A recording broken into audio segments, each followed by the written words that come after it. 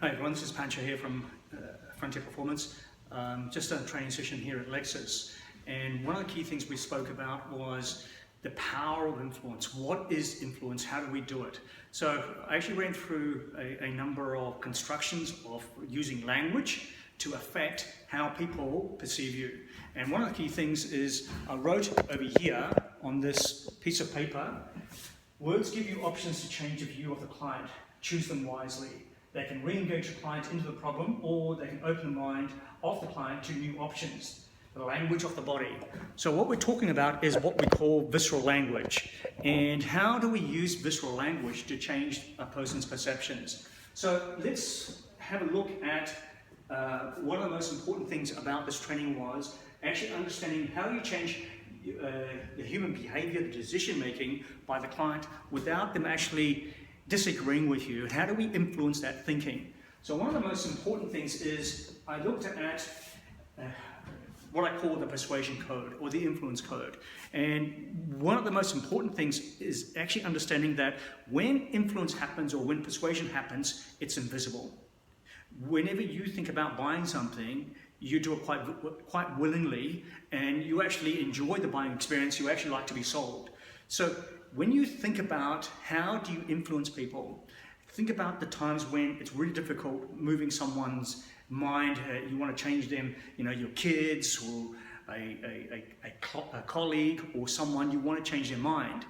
How do you do it without the resistance? And one of the most important things is actually understanding the power of what we call visceral language. So let me go into understanding what visceral language is. Visceral language is all about changing the mood of the person, so the mind thinks differently and you get better actions. So if you change the mood, you change the mind, and then action actually happens. And what most people do, most salespeople do, is that they actually create a knot in the client to resist change, to open their minds up. Now, whether the client wants to, whether the product or the service is right for the client is not what I'm talking about. What I'm talking about is how the client gets stuck in a viewpoint, and all the salesperson does is promote that stuckness. There is no effort done to actually understand how to change the client's mind. And so when we look at what a short bet is, one of the language patterns that I actually taught was the movement language pattern, which is actually using adverbs. Now, this is a bit of an English lesson, yes, maybe, but the biggest limitation that most salespeople have is the lack of grammar and understanding particular use of certain adverbs to actually open up a client's mind. So if I use the word naturally, easily, and limited, so if a client comes to me and says, I'm not sure that I can actually do this, and if you were to say, well, let's see how we can make it work for you, but if I said, well, naturally many clients at that stage of understanding whether they want to buy this product or not are in that viewpoint. If I could easily show you how to do this, the options are unlimited for you.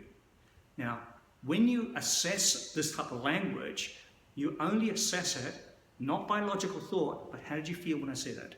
So there is a whole bunch of what we call particular words, visceral language words, that if you use, can actually open up a stuck viewpoint.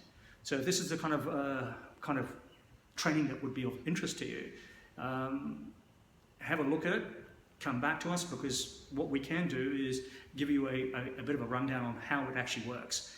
Hopefully you've enjoyed this little subset of what influence is all about.